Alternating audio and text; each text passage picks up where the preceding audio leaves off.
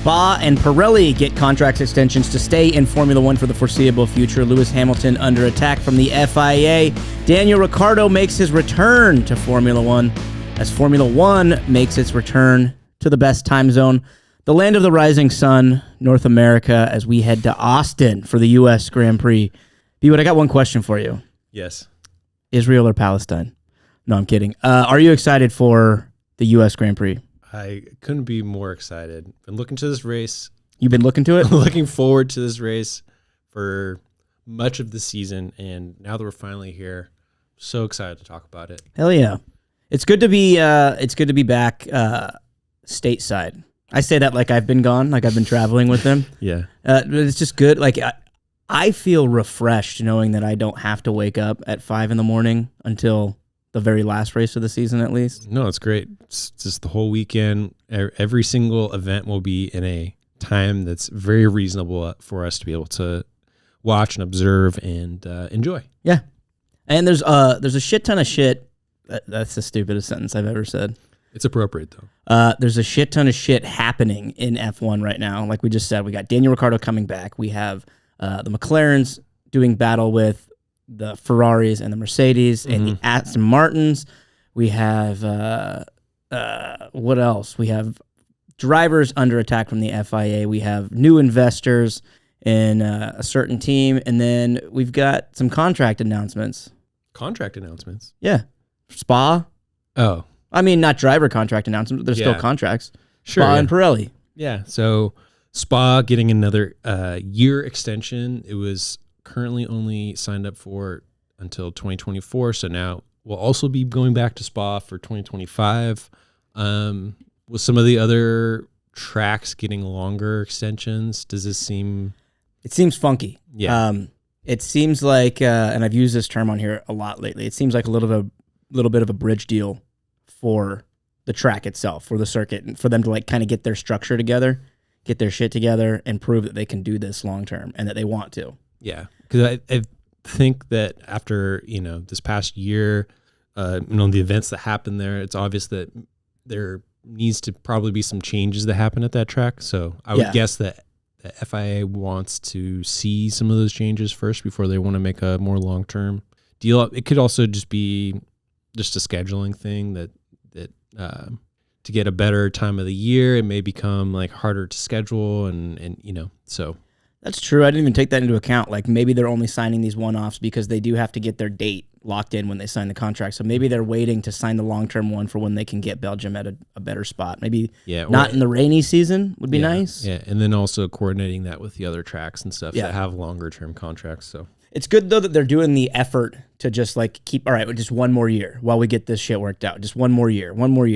I dig that because I don't think anybody in the F1 fandom wants to see Spa go away. No. I don't know about you. I think it's one of the best tracks on the circuit. No, I think it's great. Calendar. I think it's great. It needs some improvements, like we said, but other than that, it usually makes for pretty great racing. Yeah, it's good that the FIA is putting their foot down, if that's the case too, to make them get the foundation and the structure ready, because as the sport grows, you're going to see a lot more tourists heading to a track like Spa, So they need to have the infrastructure in place, and then it'll give incentive to the other tracks to want to do the same, or to at least set a precedent that this is the standard that we now operate at. You guys have to be at this level. Yeah, I mean, now that you say all that, it kind of brings to mind that maybe Spa is a little bit more on thin ice than maybe we realize because of those factors. Like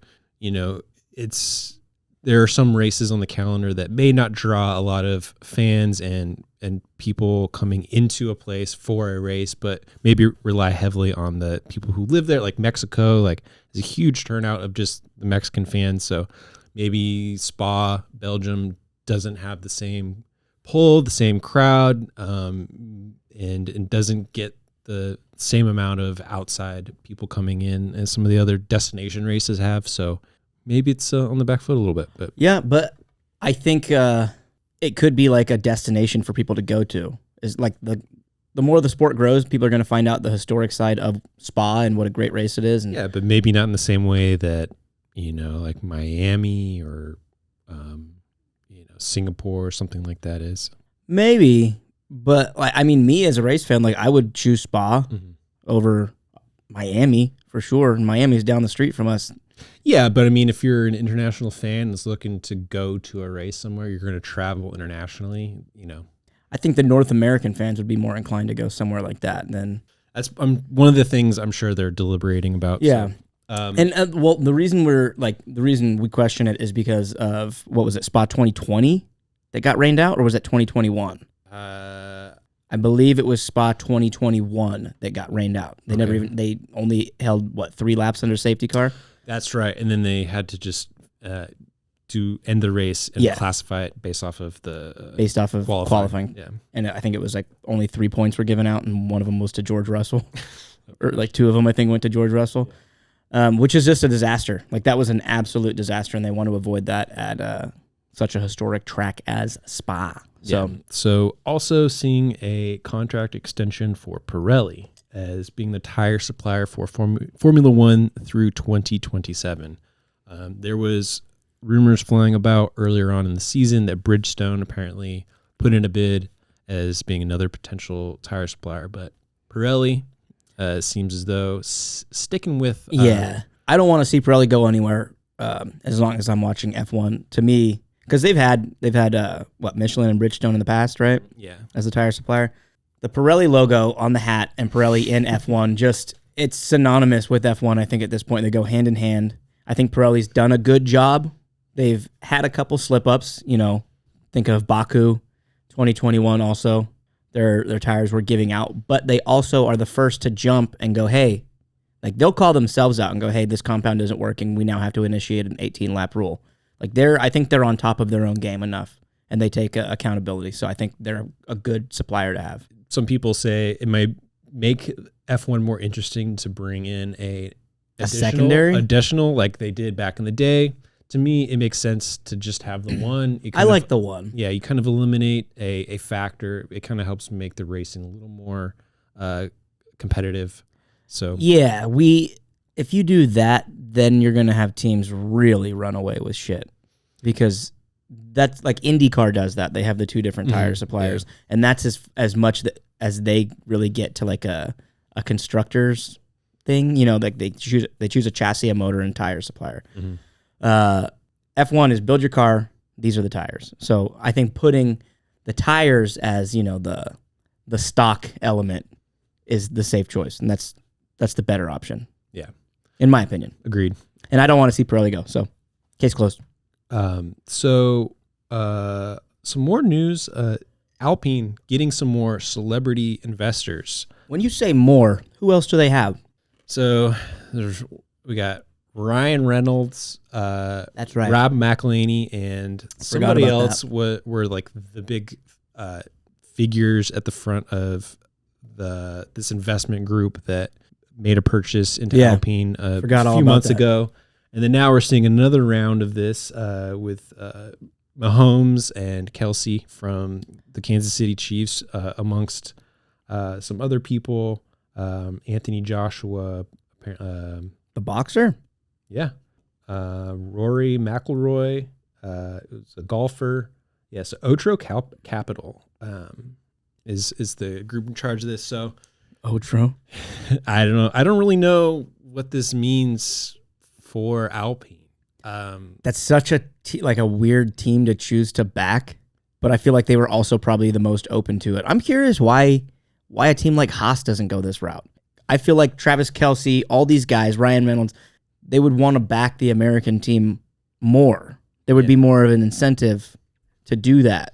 Yeah, it's got to be just something with their financial situation where they're set up. There's only so many people that they want to let get in on investments and be able to reap the rewards. So I think Alpine just being in their diminished position, they're partnered with the Renault Works team. Renault's kind of been sliding downhill over the past. The team doesn't really have a great structure right now. It has a lot of work that needs to be done. So I don't really know what this extra. I mean, the extra capital is going to be nice, but the factor of it being from a bunch of celebrities, it brings the Alpine name. It gives them more attention, but I don't know in the long term how that's actually going to serve them. It's going to be good for them. They're going to get a lot of publicity. You think they're going to... But I mean, what are they going to actually do with the publicity? I have no idea. That's what I'm saying. It's like they just maybe they're trying to attract more investors by doing this type of thing. I don't know. Maybe. All I know is we're going to see Taylor Swift in their garage one day. That's like almost a lock. Yeah. I mean, she was in the Red Bull one before, wasn't she? I don't remember. I don't. But with Travis Kelce being one of their backers, that's a go-to. What do you mean? They're dating. Since when? Travis Kelce and Taylor Swift? Are you kidding me? Shut the fuck up, dumbass. So who did they have? They put what was it? Dak. I don't watch Dak Prescott. They had him do a pit stop challenge, right? Where they put him in the car. I think was that Dak Prescott? I don't remember. I don't know. Okay. If anybody is listening to this and they know who that football player was, let me know. He's played for the Cowboys, right? I don't know. Yeah. I don't remember who it was. I don't even remember what race it was at. It was at Miami. I don't fucking know. I can picture the dude's face. I couldn't tell you who it was. This has been the NFL corner. So other news, we don't got to get into this too much. There was a statement that was put out by the FIA saying that they're going to be looking into or reopening Lewis Hamilton's penalty from the Qatar GP where he walked across the track after his crash with George Russell.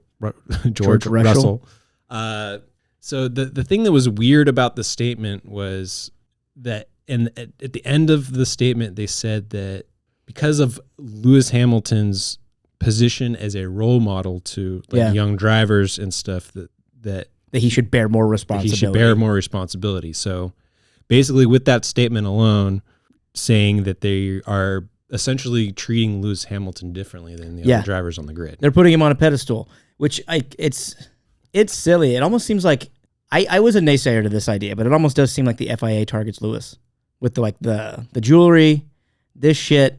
They're putting him at a higher standard, and it's ridiculous. He's not going to influence the younger drivers. Who are we talking about here?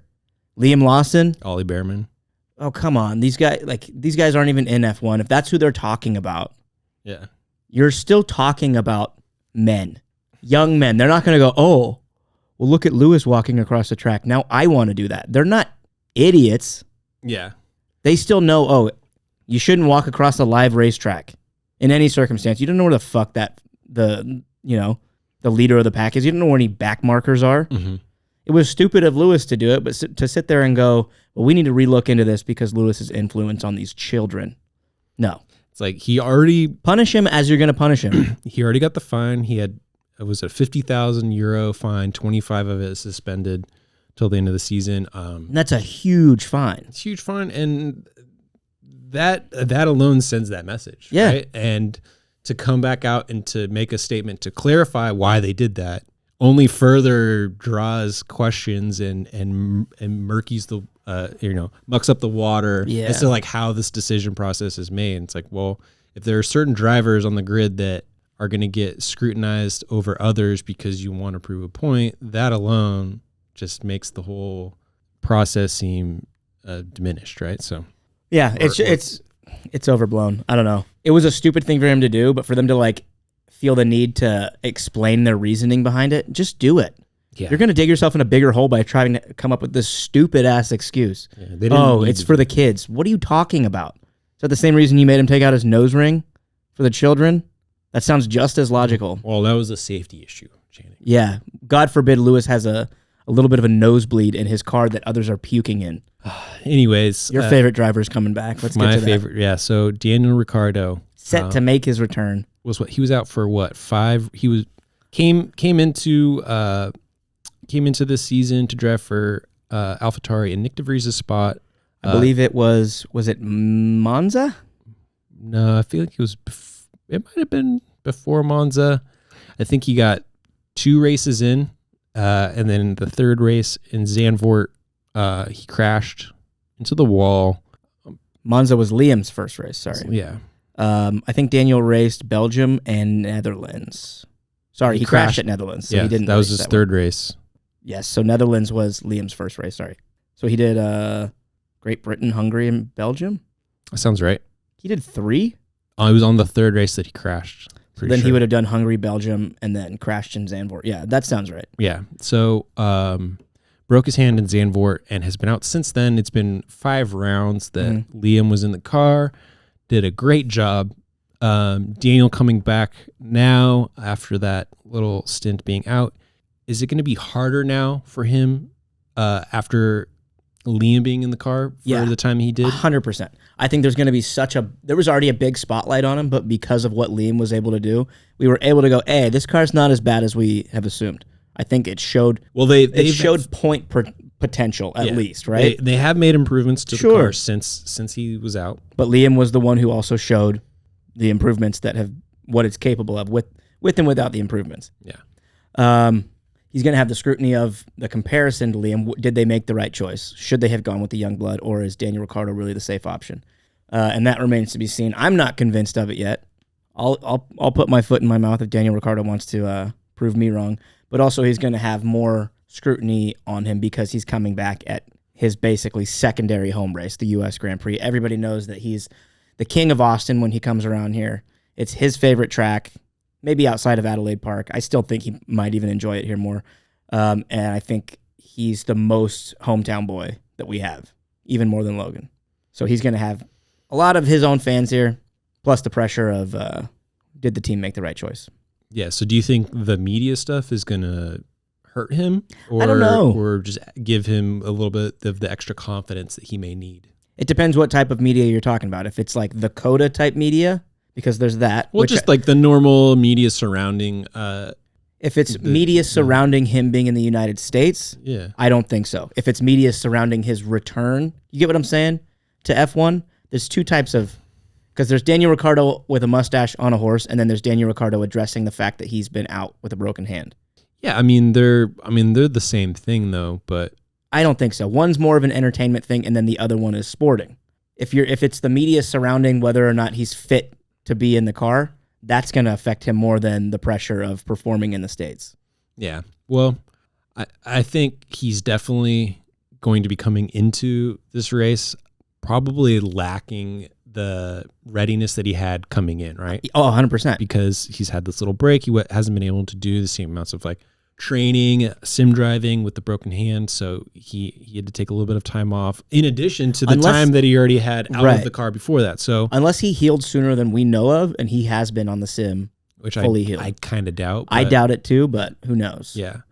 So now he really has to come in and be on it right away. Yeah. I don't think he has the luxury of being able to wait a few races to say, oh, still getting back into the swing of things. And if there's any signs of 2022 Ricciardo, he's going to be in real big trouble because of the job that Lawson did. He came in and with no practice, came right into a qualifying session, ended up having a great finish in his very first weekend in not a great car at that point. So luckily for Daniel, I think this is a track that he's very familiar with, so he's got that going for him. But that might be the only thing he's got.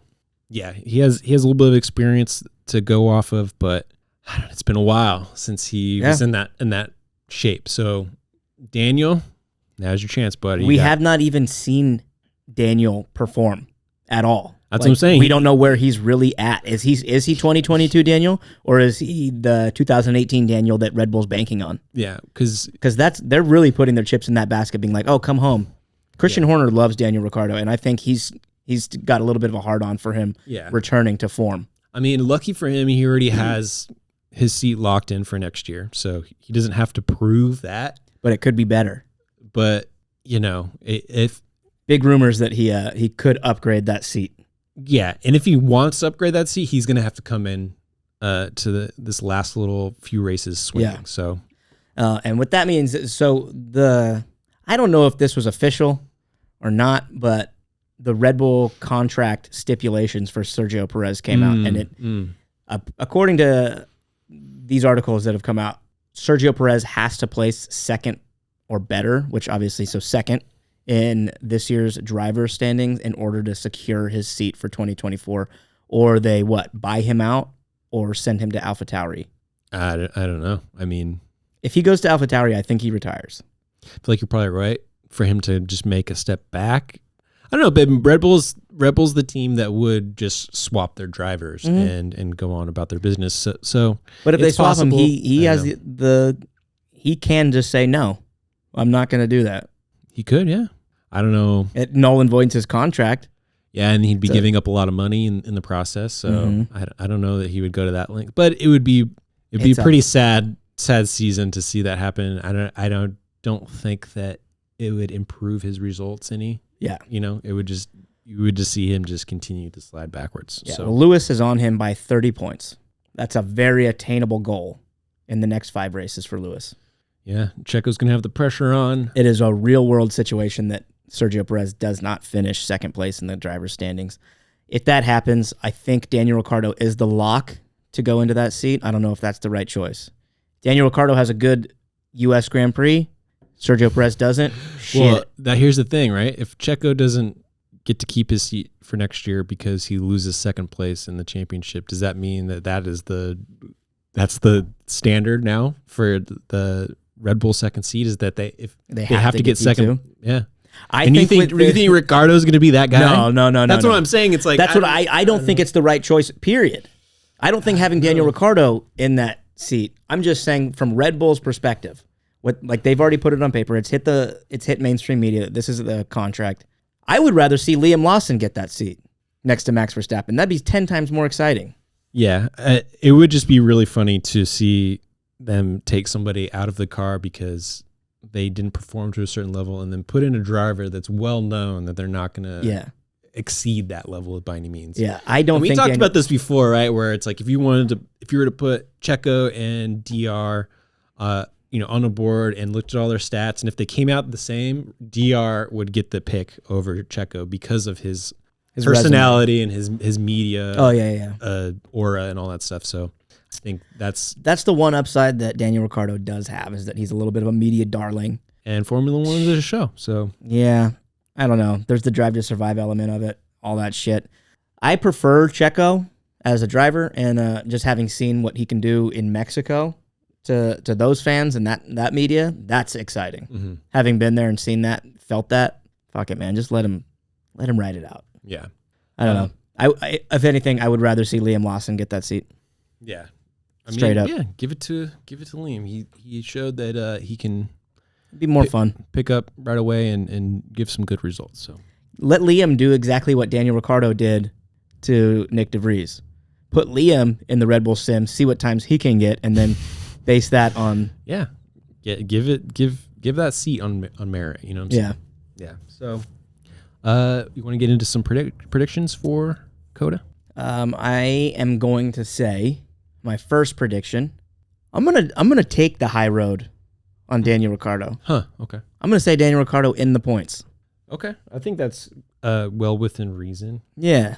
My first one last year. I don't know if you remember, Carlos Sainz took pole and then spun out on turn 1. Yeah, it got taken out by George Russell. Guy was taken out.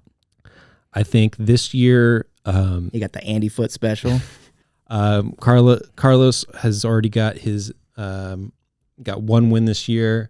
Ferrari's been showing some good momentum. Last week, not so much, or in the last race, I should say. But I think if they can get it together early on this weekend, it's a sprint race, so they only got the one practice session. But if they can get it together, they showed some great pace last year. If Carlos can get some redemption here, get himself a podium, I think it would be pretty beautiful to see. I think Ferrari could be sneaky good. I don't know if they're going to outpace the McLarens and the Mercedes this week, though. It's going to be really tough. Won't be easy, but it would be beautiful to get some Carlos redemption. Sure. I'm going to say we have another McLaren win in the sprint. I like it. I'm not going to say which one because I've been missing on those. You gotta lap up those points as much as you can. Yeah. I gotta, yeah. So for my second one, I wanted to do a DR one, but I feel like it's going to go the other way. I think he's going to do not great. I think he's going to get beat by Yuki the entire weekend. So collectively through the whole weekend, he will have scored more points, had better qualifying, all that. Wow. So, you know who we haven't heard from a lot lately is Yuki Tsunoda. Yeah. He's been pretty silent. He's due for a little bit of a ripple.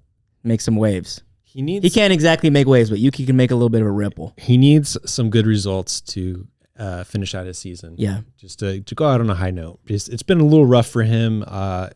Even though he's shown some great moments, some great driving, he just doesn't really have that thing to bring home. Yeah. You know who else is in dire need of a big weekend here?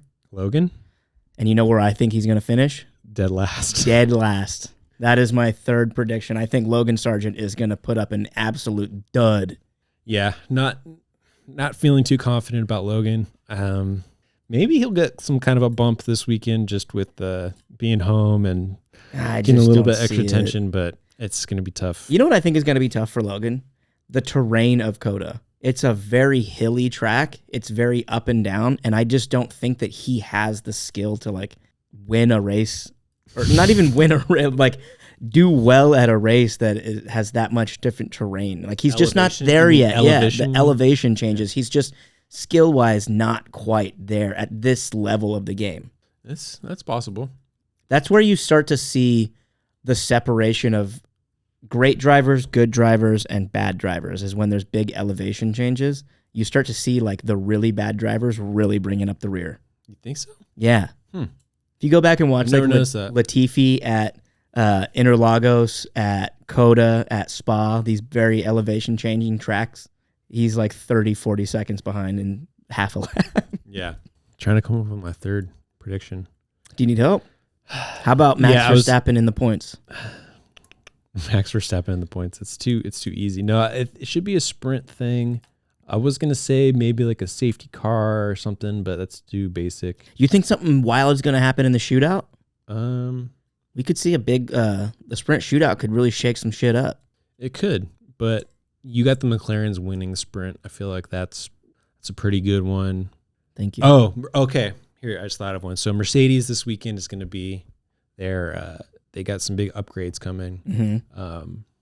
I think they're going to blow it. I think wow. This upgrade is going to be actually worse for them, and I think that they will have. I think they could score points and stuff, but I think we will see no Mercedes driver on either podium, either the sprint or the race. There will be no Mercedes driver. Okay. Yeah, that's a good one. I'm looking at the standings right now. It's almost a lock that McLaren's going to take fourth after this weekend. Oh, really? Yeah. They're only 11 points out. Okay. Yeah. With it being a multiple point weekend, chances to get points in the sprint, chances to get points in the Grand Prix. It's almost a lock that they're going to separate by 11. And then the hunt is on for Ferrari, and that will put them, they're 70, 80 points out. That's going to be tough. That's going to be tough because I think Ferrari's going to be able to hold on tight, but it's within reach. I was talking to a guy last night. I think everything goes right, they could catch Mercedes. Long shot. Very, very long shot. Hey, well, it's Mercedes lead to lose. So yeah, I think if you pray hard and you think about it long enough, they could catch Red Bull. Yeah. Well, you want to saddle up and get on out of your partner? Let's mosey on out of here. This has been the U.S. Grand Prix Into the Chicane I really messed that one up. This has been the Into the Chicane pre-U.S. Grand Prix podcast. We will see you guys live at the race. We're doing another race companion. We'll see you guys there. Peace. Peace.